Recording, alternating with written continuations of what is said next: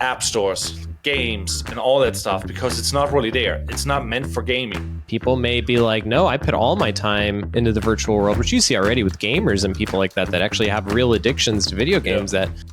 Welcome to the Infinite Creative Podcast. My name is Sean, and my hombre is... Fitz, or aka Fitz, Michael Christopher Fitzgerald, your host.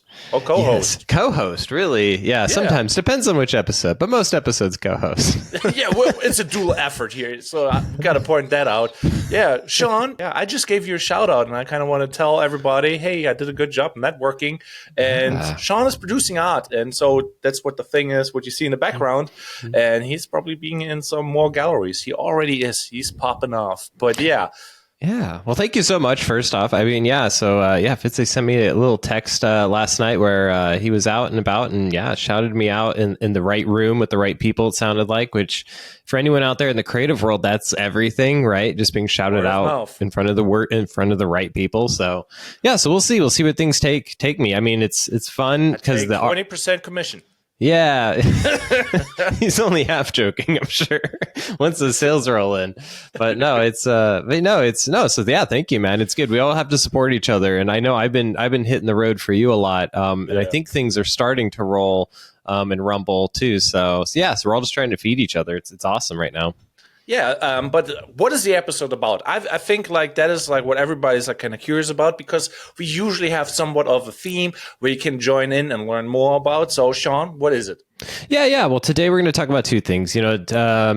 Yesterday the Apple Vision came out, so we're going to talk a little bit about that, our thoughts on that. So it's like the first augmented reality thing that's from one of the main operating system, or one of the main hardware kind of players in the computer space. So that's very interesting. But then we're really also going to talk about taste and its importance in things like AI, even, for example, where now really our biggest skill is not going to be to create things, but to have good taste. And what does that mean? And what does taste mean? So I think we're going to get into that a little bit. But I think we actually should start with that because like people will think like, okay, I got good taste, and it's really easy to say like my taste is the best taste. I see that all the time when I do work, everybody is dabbling in videography and photo editing and whatever, and everybody is like a web designer. Everybody's everything, and everybody thinks they are the best, and I think like it's very important to be humble in this world so that they know, you might think it's that Dunning-Kruger effect. In the beginning, you think you're the shiznit, and later you realize, well, I did not know about color theory. I cannot say the word. I cannot talk. Well, color theory. Yeah, color theory. You're almost there. Yeah, and there's like thousands of little things like that, like even rhyming and whatever. There's like so much to like having good taste. Sean, can you break down what is good taste and what things go in that? Yeah. So I think in my head, taste is a kind of a conglomeration of all of your memories before now and the things that you really enjoyed and that affected you. I think that's where your taste kind of is formed, right? So it's like, when you see something and you're wowed, that kind of starts to influence your taste because you had this type of interaction. You're like, oh, well, when I see this interaction again, I'll be like, hey, that's that good stuff. And so I think taste is this interesting ephemeral gray area, right? Like each of our taste is going to be different because each of us have lived different lives and different things have caught our eye. So but yet when you have different people with different tastes, but they all have this really good quality kind of critical way of looking at taste, it's actually pretty magical where they can kind of inform each other. And it's like when you have those conversations with other creatives and you start to talk about, I saw this one time, this pattern doing this thing, or I saw this one time where they had this texture do this. And it's interesting when you start to have this conversation of tastes, but I guess that's how I think of taste. It's just this conglomeration of all the good stuff that you've inspired you, I guess. I mean, like we kind of started backwards. First, we should talk why it's so important because everybody is now doing everything in a way, and everything becomes easier and easier because we have AI, But it is us speaking to AI and telling like, "Hey, I want this," And AI will give you roughly this, whatever this is. This could be a picture, this could be a video, this could be a text, this could be a website, this could be an app, this could be code, this could be anything. But if you have poor taste, you will use poor words. And if you use poor words, it's like not really beneficial. The more and the direct you can describe what you want, the more powerful your outcome will be. So I think like this will be the number one skill that you need to master right now, because with AI, it's the only limiting factor right now. What do you want? And you have a clear vision. And then how do you communicate that? And what do you know actually? Because if you know and saw a lot, it has a big impact on how you phrase your questions, how you phrase your commands, and what you get out of AI. Because like, you say like, hey, AI, what is a cat? You get a very boring definition. But if you ask like really specifically, I want to see pictures, I want to see like stats, I want to see like whatever, you will get like a really good explanation versus like, hey, a cat is just a feline, whatever. Yeah, yeah. And and even outside of yourself of what your taste is, I think it's going to come down to what's the audience's taste. I think that's going to be the big thing people are going to mess up with AI, right? So I'm designing for, let's say, a diner, and they want to do like an old 60s theme. If I design something like, I just look up, 60s diner in some AI thing, it's gonna, and I like it. That may be different than who their target audience is, who actually is maybe 50 and 50 plus, and they're going to have a different taste than I am. So it's like, I think that's going to be the biggest thing us as creatives also have to consider, especially with AI, is that it's not your taste that at the end of the day, it's a combination of your taste and the audience's tastes, and that has lack of taste, because sometimes people don't really think about it, they don't know much about it, but it influences everything in a way. I would say so. Oh, wouldn't you agree? Well, it does, though. Yeah, it definitely does. Us as creatives, we have to have taste to get into the arts, into the creative space. I think that's, it's interesting because when you go to art school or something like that, you start to see people actually start to define their tastes even more. It's people come in with this very general kind of creative vision, and then when they go through school, it's funny because you see it get narrowed and more focused in. So fine artists that paints all these different things by their last year in college, they're very focused in and dialed in on this one aesthetic or this one thing. But it's kind of more they're narrowing their taste down. It's very interesting when people like amateur artists and creatives, they tend to have a very large palette of tastes, which isn't a bad thing. But it's interesting that as you kind of move through the progression of your career, you kind of start to narrow down your tastes to something that you really like. I feel like it's like drilling deeper, there's always levels to everything.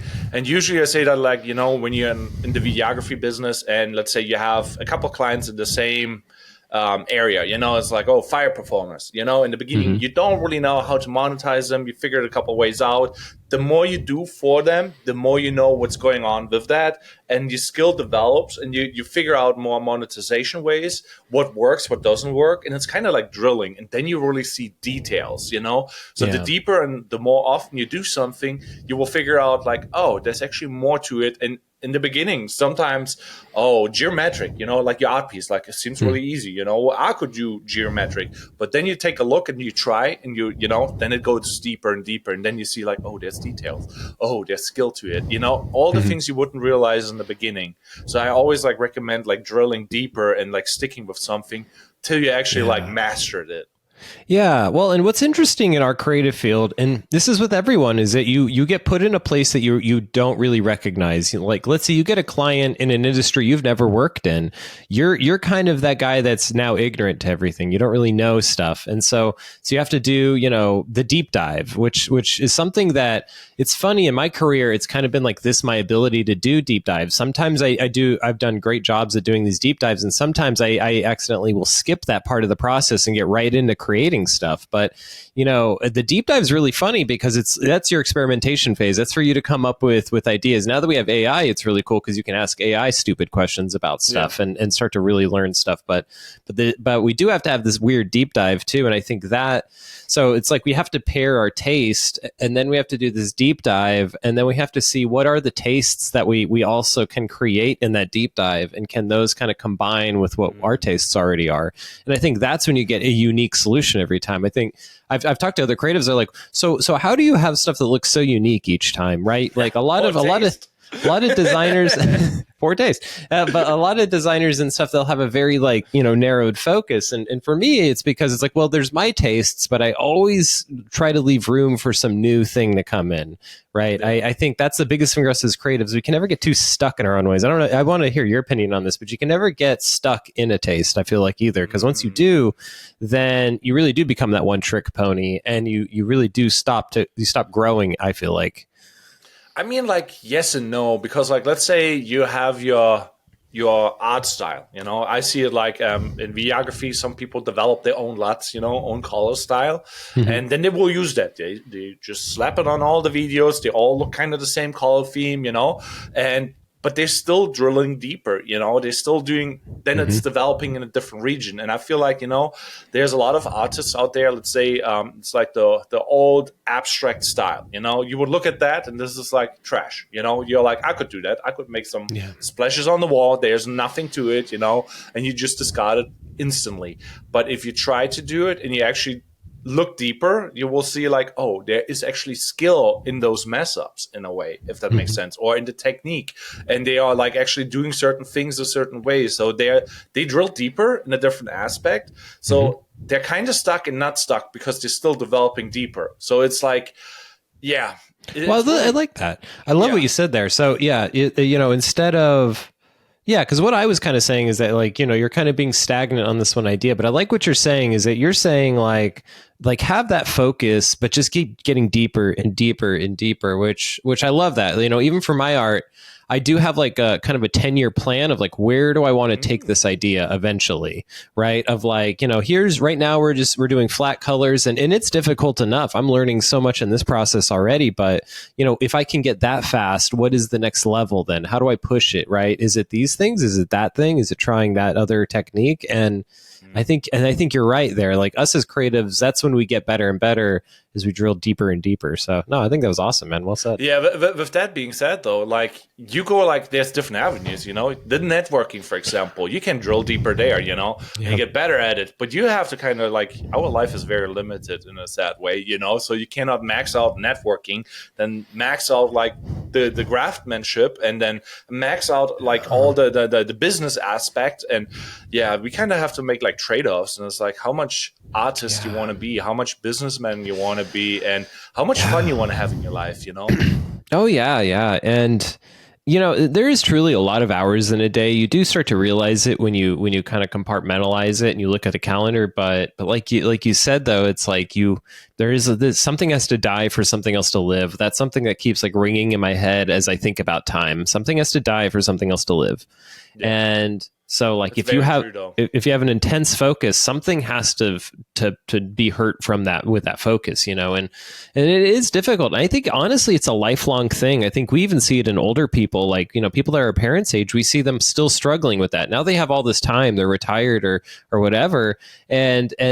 But they still struggle with like, what do I do with this time? And I still feel like I don't have enough time to get the things done I need to get done. So it's a very interesting thing, this whole time aspect with it too, of, you got to drill deeper, but you're right. Like if you only have this whole thing and you drill deeper and deeper, that's where you get the artist that's kind of in chaos, that artist that's depressed, or that artist that's anxious. We both know creatives that are successful and they struggle with depression still and still struggle with anxiety. And it almost doesn't make sense because you're like, you're doing so well. Why is that? And I think it's that exactly. It's too much drilling into one thing.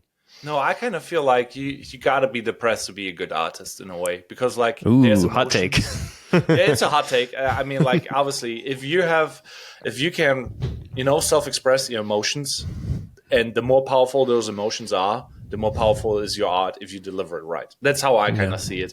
So it's like the whole Kurt Cobain thing, like the songs are only banging because, man, there was a lot of messed up stuff in his head, and then it was not anymore there. But yeah. And I think that's a good point too, is that some of the most beautiful art does come from darkness and stuff. So yeah, I definitely don't want this to sound like, you shouldn't be dark or depressed or anxious. Like you're right, that itself can be fuel for creativity.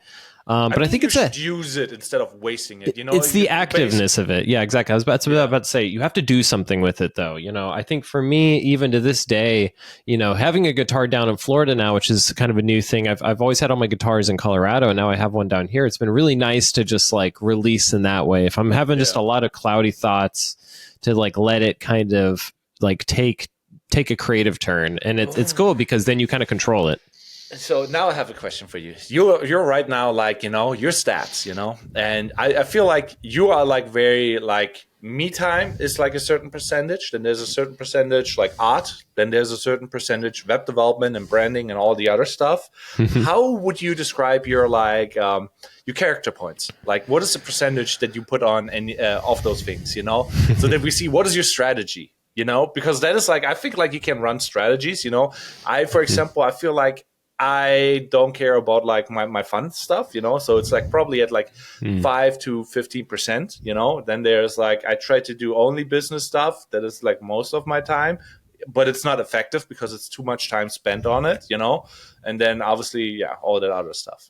Well, and I think you do have fun. You like to play in that. Before I give you, I'm not. I'll give you my but answer. I'm just curious. I think you have this hybrid place too for you that you are playing and working. I think like when you get a new gadget, for example, and you go out and do something fun. That's my play. Yeah. So you've been in that kind of interesting, but yeah. So I think for me, I would say play for me is at a bare minimum. Like I kind of set a base level for it because I have to. Because I if it gets to zero, Sean falls apart. Is probably about 25% is where I've set that baseline, which is for some people pretty big if you kind of think of what a week is.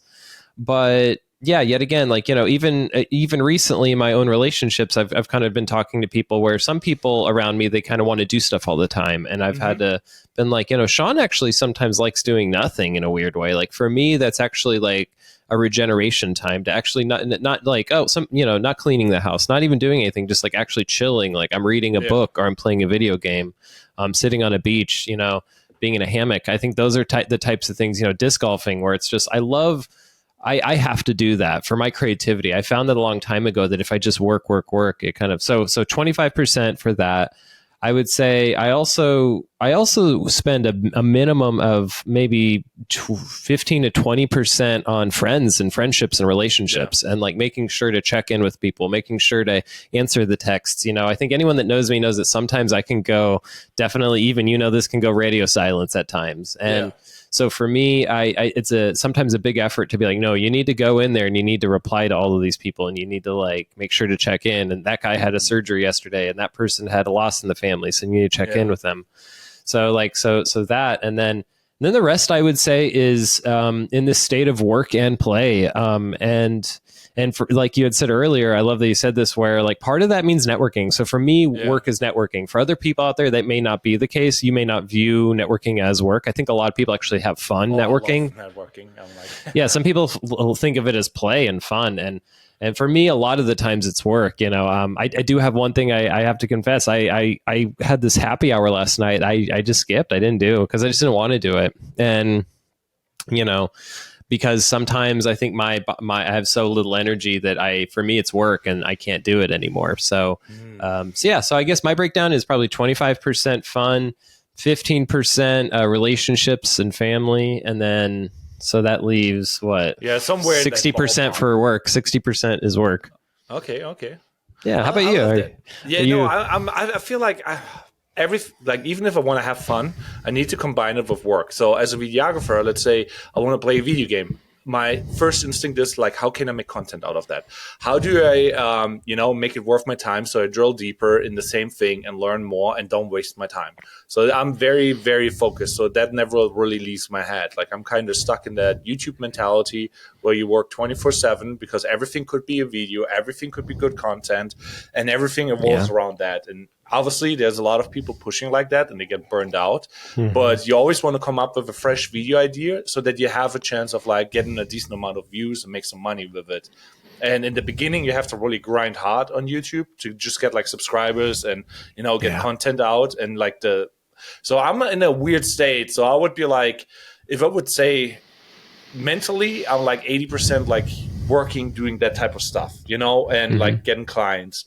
And then it's like, yeah, I don't do anything else besides like networking and maybe doing stuff with my wife, So yeah, it is Yeah. weird. And so my friends are usually connected to my work. So Yeah. they're in like the workplace stuff. I'm Mhm. not saying like 80% of my time is like well spent, It's like I'm doing everything. So I'm like doing less effectively, if that makes sense. Yeah, yeah. Well, no, it does make sense. And honestly, I think that's why I had to set minimums for the other stuff Yeah. because I realized that with myself that like if I work a 50, 60-hour week, 70-hour week, let's even say I get a lot done in that week Yeah. for 70-hour week. The next week is never a 40-hour week because Sean gets sick, are tired, are depressed, or a combination of Yeah. all of them after like overdoing it. So I've found that about myself is like, sure, I can push it super hard, but Yeah. not sustainable. I start to fall apart after a while. Yeah, I get like happiness of out of the little successes. Oh, I got Yeah, booked, for example, like, and that fuels me. So it's like for me, like yeah. I try to shift like my perspective, where it's like it's not work. It's like, oh, I'm doing stuff for myself in a way, if that makes sense. It's Yeah. weird. It's No, not a no, healthy no. relationship. Well, no, it totally makes sense. I get the same thing. So for me, it's like social things are really interesting. Like when I have to have Yeah. a meeting with someone, like yesterday, I had a meeting in the morning with a contact here in town. And, I was kind of nervous before it. So it's funny. I get this kind of anxiety about the meeting and then I have a pretty good meeting. And then I feel like I have this big dopamine high Yeah. afterwards, right? You're like, man, I'm going to take this down. This is all going to work out, and so it is funny. I have the same thing. I think any creative has that throughout their day, these kind of highs and lows, and definitely keep track of that. I would tell people too. That's a caveat of like, don't ever ignore that. If you have a lot of anxiety about stuff more than you have the joy, then definitely recognize that. Change that situation. I think it's taken me a long time to realize some of my past clients and past kind of work relationships actually were causing a lot of anxiety, and it took a long time of like actually Oh, yeah. deprogramming and being like, oh, actually, that's the waking up and having this anxiety when I look at my email is not a good thing. Like, why is that? And where's that coming from? Where just recently it started to change. I get up and I have this sense of freedom, and that's because I've cleared out those clients. I think I talk about this a lot in a lot of episodes and people when I talk to them, but you got to get rid of those time sinks and those energy sinks, and you have to identify those. And those sometimes are the highest paying clients are the ones that are honestly Yeah. destroying your whole business without you knowing. Yeah, that is like the risky stuff. Like I deal with that like often because there's a lot of like, hey, you want to have ownership over my channel, or hey, you want to do like something for free for exposure, or hey, I can connect you to XYZ if you do XYZ. There's a lot of like weird deals that can be like Yeah. really a time sink. And like the biggest factor is like, yeah, if they're like micromanaging or like perfectionists, like I just came up with that thing where it's like, okay, you cannot micromanage if you're a perfectionist, because if you're a perfectionist, you're an artist. And if you're an artist, you have to do it yourself. You cannot pay somebody else to make your art perfect, because that just doesn't work, because like Yeah. you have a clear vision. You want it a certain way. And if you're like that, it's like Yeah. you got to do it yourself. Like otherwise it's like not a business. You're doing an artist mindset in a business world, if that makes sense. Yeah. I mean that. Sorry, there was like a fly that flew right in my eye just now. Yeah. Yeah. 100%. I mean, I think right now, like, for me, I have to tell myself that like when you go to these meetings, when you do these social things, when you do that, you're doing something. And I think it's funny because I actually find myself like I actually get kind of upset when I feel like I'm not actually working. It's really funny. I'm deprogramming that too. This kind of, you didn't work enough today. You didn't produce enough. Your fingers didn't hit the keyboard enough, or it didn't do enough mouse clicks, and You did sweat hustling. exactly. But I'm like, but Sean, like that you used to suck at the talking part. You used to suck at the going getting coffee part, and now you're doing that part well, and that's Yeah. huge. There's been such a transfer of energy. So, but it's funny because I even still to this day get caught in these kind of like loops of, oh yeah, I didn't do enough. I didn't do enough today. Well, it's like, yeah, because you're running around. Like, it's funny. Some of these days I have like 3 different like meetings, and if you Yeah. have 3 meetings spaced throughout the day, it just nukes your day. Anyone out there in creative world could tell you that. It's like, yeah, you get back to your computer, do 30 minutes of work, and you're on to the next thing. If you're effective, like sometimes I'm like less effective because my time is like, spread too much out, and I think there was like a study or something. If you have like an 8 hour workday, you could get the same amount of work done in like 5 or 4 hours, if you would really work hard to get out early. Yeah. But for me, those 8 hours are stretched out over everything. And I don't know why I do that, but I also know I cannot work hard, for 3, 4 hours if I'm not feeling it. So I need to be in that constant, I'm semi-relaxed and still doing it. So that's a weird state for me, I guess. Yeah. Well, it's the state of play too. We talked about that before, is get it to this place where like, all right, we're in my sandbox today. I got all my toys out. We're going to play with stuff. Like I try to do that. I try to, this morning, for example, before this podcast, I had about 30 minutes to kill before we were going to get on. So I was like, well, let's just do some painting, bro. And put on like my favorite, podcast that I listen to daily and just kind of put that on. Before Consume, an Infinite Creative Podcast. Yep. Exactly. The Create Before Consume. Subscribe. He doesn't do enough episodes, so I have to like re-listen to a lot of them, but Yeah, the struggle's real. but so it's interesting. I think that's the kind of funny part. But yeah, I do want to get to our news story though, really quickly. Okay, let's jump in. Yeah, let's jump in. So Apple Vision came out yesterday, and it's an interesting thing. I haven't had a chance to try it. It's going to be at Apple stores, so if you ever want to go for one of those, so you tried it? I haven't tried it yet, but I'd like, I kind of want to go to an Apple store and try it. But at some point, I'm sure it's like one of those things where there's a line out the door to just try the thing. But yeah, it seems interesting. On my end, just off the top of my head, it seems like it's losing on the productivity part. I don't necessarily see quite yet. I think this will improve, but quite yet I don't see how it's productive being in this kind of spatial environment. However, it seems like when you see the reviews and you see these videos of people trying it, that there is this wow factor, which is cool because VR has been out for about 10 years on. So the kind of hype is kind of gone in terms of the initial hype, but the fact that people are still kind of like, whoa, is cool. There's something to that. What's your thoughts on it, I guess, out of the gate? So there's a couple things. Like, it's kind of like a loaded question because Apple was very selective with like the reviews that are coming out. So people were not allowed to make reviews in a way, so not everybody got a review unit, and whatever was being said had to be like going through them in a way.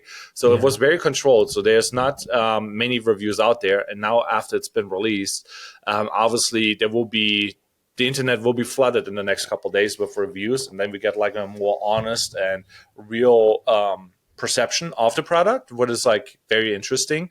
But what I heard so far is like the quality when you're like wearing the headset and you look around, everything obviously looks amazing because like the quality is really good. The pass-through quality is really cool. What allows you, like, you wear the headset, the cameras in the headset are so good that you can read the text of your phone, and you can play like pickleball or tush tennis or whatever, because like the reaction time of the cameras is really fast. It's like, I think like 12 microseconds or milliseconds. So you can interact the whole time with it. And the quality of the display is amazing. So the only downside that I realized or heard about is like it's not really connected to like an app store that has like VR games. It's not like really like the Oculus Rift or like the what is the other one from? Yeah, there's basically a couple of headsets where they have their app store. There's 360 games or 3D games where you can look around, play games with it. And it's not really meant for that. They also made sure with the marketing to not really call it a VR headset. I forgot what they called it, but for me, it didn't really make sense because it's a VR headset.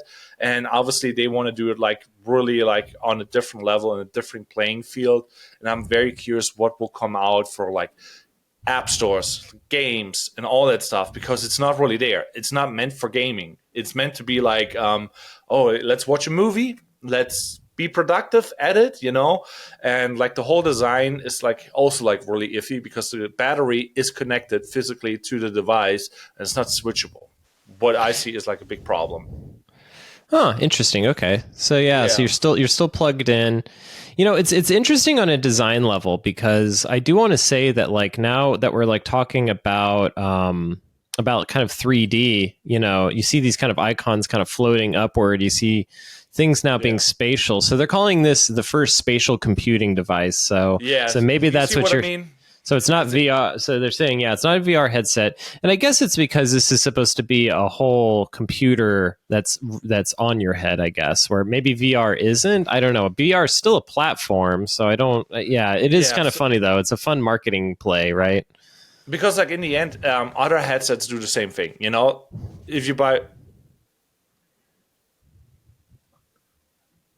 I cannot hear you. Nope, it's okay. I'm still here. I yeah, I kind of froze up there. Yeah, yeah, but in the end, it's basically it is a VR headset, and it's not competing in a VR place because I don't know why they don't, because they would nail and dominate the space if they would have changed the approach, and they're Mm-hmm. basically like, in my eyes, I have my phrase, they're pooping the bed, because Yeah, like they you have a do, as really you good phrase. display, they have really good technology, and Mm-hmm. it's very very powerful, and now they're not using it, and all you really get is like, oh yeah, you can have a screen in front of you, watch photos, videos, and move them around and look around and do other things. Yeah, exactly. So I think that wow factor of like using this like on a productivity place or in a place that you're like managing your life, it doesn't seem like it's quite there. I think there's some kind of cool visualness to it that's fun. Yeah, you can see the space around you. You have this kind of spatial awareness around you. Yeah. It still feels clunky to me. It almost seems like a weird skin from like a sci-fi game. It doesn't seem seamless, right? Like we had looked at, I mean, like 10, 15 years ago, Google was introducing glass. People kind of forgot, but that was when there was the glasses that Google was in the glasses, Yeah.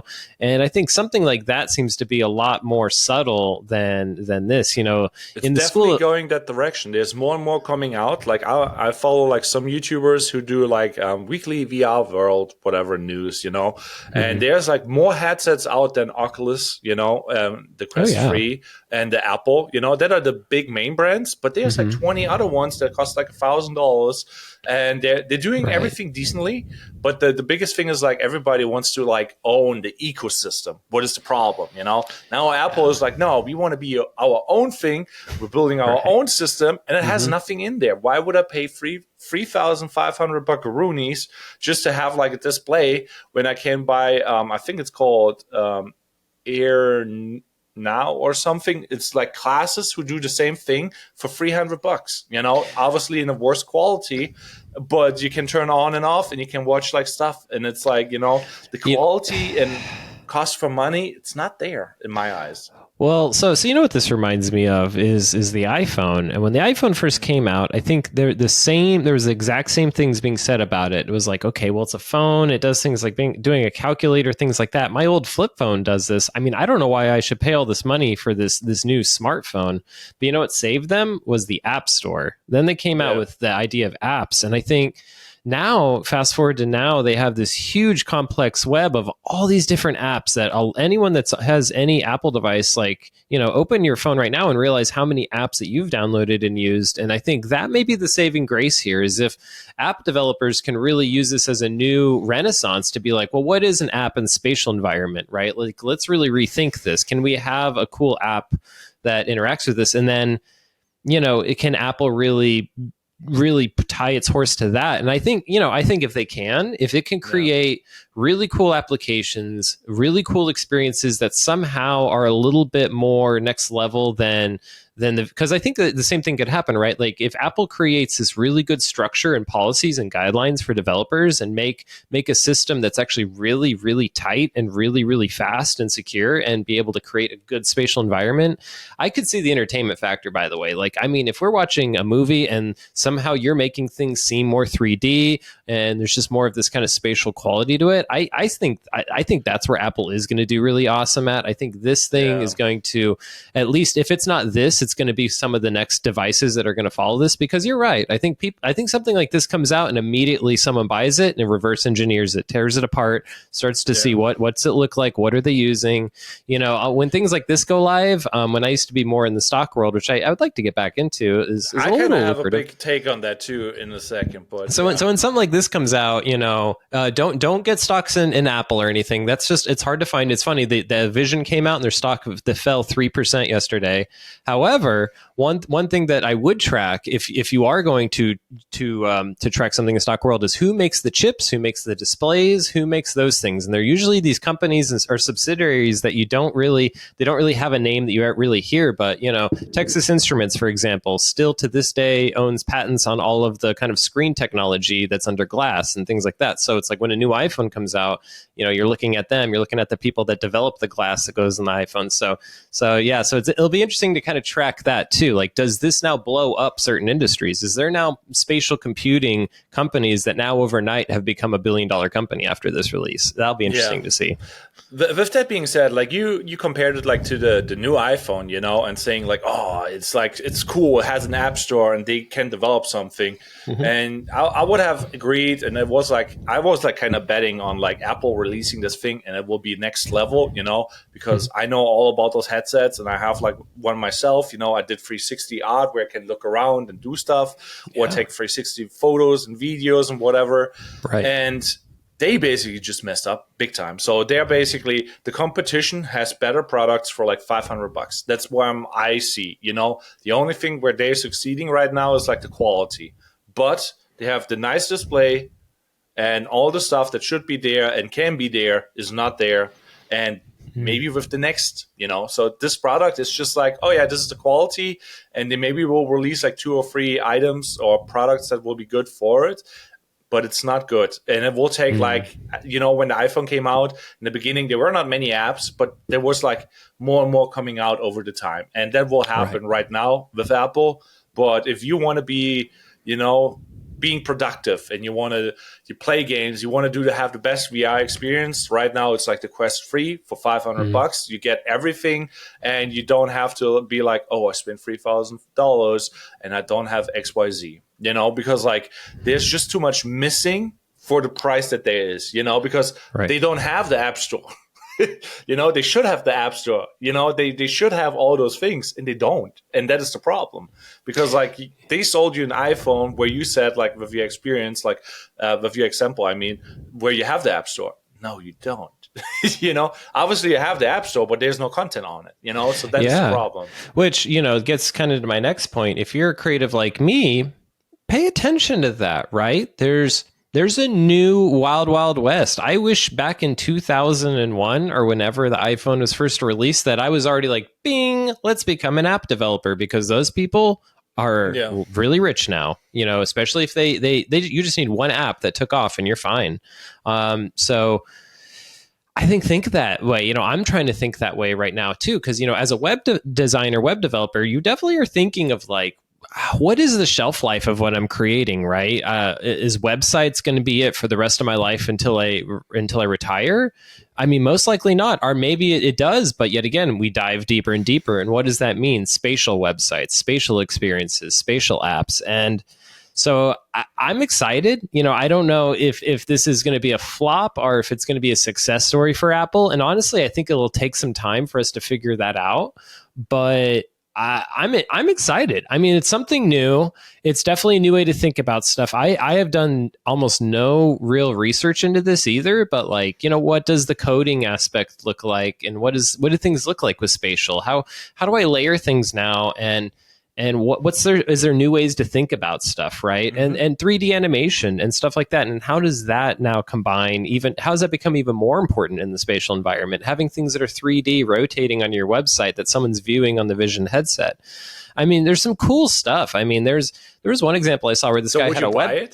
So he had a website and he had a little icon of like the goggles, and you put the goggles on and it's a different experience. And that's something cool to think about, right? Could you have the website on the screen and like put on your goggles to get a whole other experience? But yeah, to your question, will I buy it? No, I didn't buy an iPhone for the first probably 7-8 years. I'm a very late adopter historically.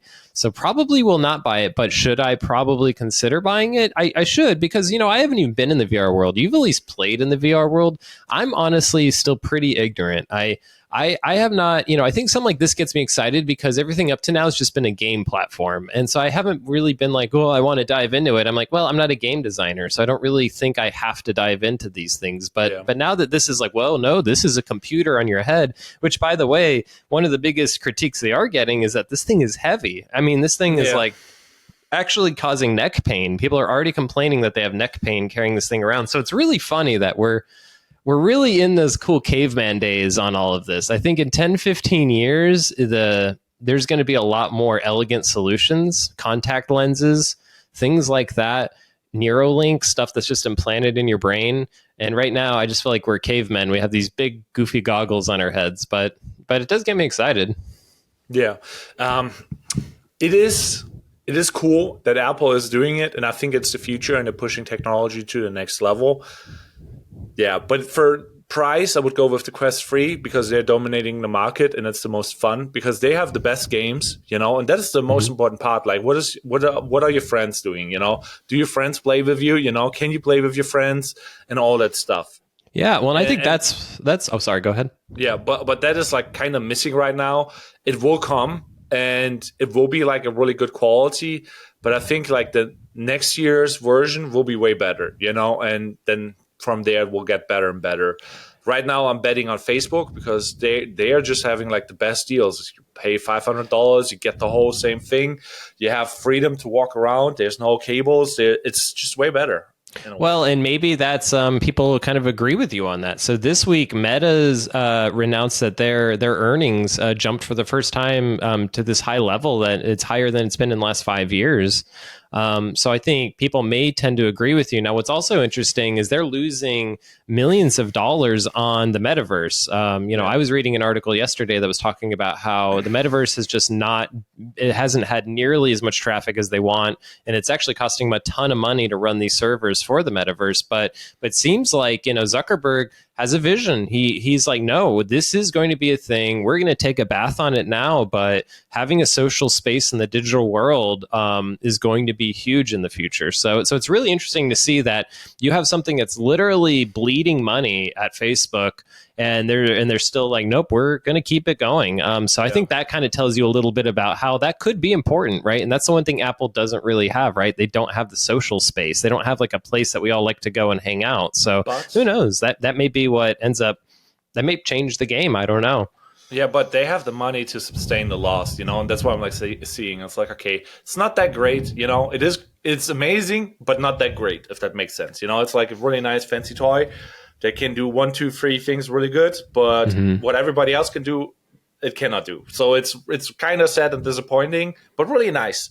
But they have enough money to sustain it, and they have enough money to like, oh yeah, we're just dropping a couple cool games, and it's becoming better and better. And it's like one of those slow burners, and I think that's what their approach is. But the biggest thing that you should take away from like the whole VR world is now the pass-through. Like when you watch the videos, it's like, how good is the pass-through? So if it's a really good experience with the pass-through, you can wear this thing longer and longer. It will become lighter and better, over time. But that is like the thing. It will stay on your head. You will wear it all the time. So they're preparing us it's not really preparing, but it's like it's the evolution of like, okay, we have new technology and we will be prepared for living in a VR world where it's like, oh yeah, no, there's digital stuff and there's like headsets and whatever. Yeah, 100%. And this sounds like sci-fi, what I'm about to say, but there is a point where I think there is that singularity where we do kind of combine with tech. I think in design world, minimalism is going to always have a place in the world because I think people don't like to have heads-up displays that overtake a lot of their vision. Like one thing that's kind of funny on Starfield, I like that they have this option that you can actually turn the opacity down on your heads-up display because sometimes you're in a very beautiful place. You're like hiking in this like epic place, and I've actually done it a few times. And it's really cool with like a big screen, and yet again, I think it just shows like we're going to want that in the VR world too. We're not going to want to have all these things, a big pop up, bing, bing, bing, bing, bing, bing, bing, and like we don't want that. I think it's going to be like, how do you create a technological experience that just like meets right in the middle with life instead of kind of being an obstacle? Because I think we see that now with our phone that it's sometimes just an obstacle. It's something that stops us from living our life, So it'll be interesting to see that, how do we do that combination? Yeah. I mean, like it's a loaded topic. I think the future is going into that direction. The other thing is like, let's say you're poor and we all are in a way, and if your environment is not that nice, you put the VR headset on, let's buy the nice mansion, that's what it will turn out to, you buy the nice things, you have it in VR, you look around, and the piece of crap back there will be a really nice table of whatever, and it will be a nice environment and will allow poor people to have a better experience. In the beginning, it will be free, but then it's like microtransactions. You want to have that cool sweater that everybody else can see on you, the nice skin, and that's what it will turn into. But yeah, it's that's an interesting. interesting world. That's interesting. Well, and I think that's good and bad. I think it's good that poor people or whoever live in a bad situation can put on this headset and be in a great place. But then the bad part is they're not changing the bad situation that exists in real life. And I think that may be a very scary health epidemic we're looking into the future of like, people may be like, no, I put all my time into the virtual world, which you see already with gamers and people like that actually have real addictions to video games that their life around them just falls apart while they well, what? My character is really powerful in Starfield, okay? No. I mean, yeah, like I think like VR is actually healthier for that aspect because like people clock those hours right now on a computer. They're sitting too much, and VR headset is like, oh yeah, I can walk from my apartment and play. Right. So it's a cool thing actually because we talked about it. Now I'm like really interested. Like I kind of want to play that. If you have the Quest free, you basically scan your whole apartment and it puts an overlay on it, and then there's zombies breaking into your house, and you basically walk through your house shooting zombies. It's a cool experience, and it's like you're actually moving, doing something physically, what you cannot do with the Apple. It's like, yeah, you can walk around, but you cannot play games because there's nothing. Yeah. Well, yeah, and I don't know if you've seen any of these places, but there's actually businesses where you can go, and it's almost like laser tag. It reminds me of where you can go rent out the headsets and go. And I like that. I mean, I do like that we can like make bigger experiences, right? Like I would like to go to a movie theater and have like a huge movie, but then we also wear VR goggles, and so it's like we're somehow surrounded in this whole crazy experience. I mean, that would be really, really, really fun. I am excited for gaming. I mean, that's gaming and like maybe movies, like especially horror movies and stuff. I am really excited for the VR headsets and our spatial computers or whatever. I think that's going to be really fun. I mean, I do want to play with yours. It's funny. I've been over there so many times. I haven't like even played with your VR headset, but it is fun because you do start to lose yourself. And I love games like your Skyrims, your Cyberpunks, these like rich world building games. And so to have that in VR, just like literally my heart like is starting like, oh yeah, this is going to be fun. Like, so. Yeah, so I don't know. For the entertainment value, I'm super excited. The productivity side of it, I'm not sure yet. I'm really not sure. Yeah. I don't know. Maybe in the future. It's kind of distracting too, in a way. But I mean, like, hey, put some comments down below. What is your take on it? I want to hear about it. I do too. We want to hear about it. Yeah, tell us. We as a community. Leave comments, all of us. But yeah, good podcast, man. I think, we tackled some good stuff. So yeah, thanks everybody for liking, subscribing. We got more stuff coming up, so excited to share. But yeah, stay creative.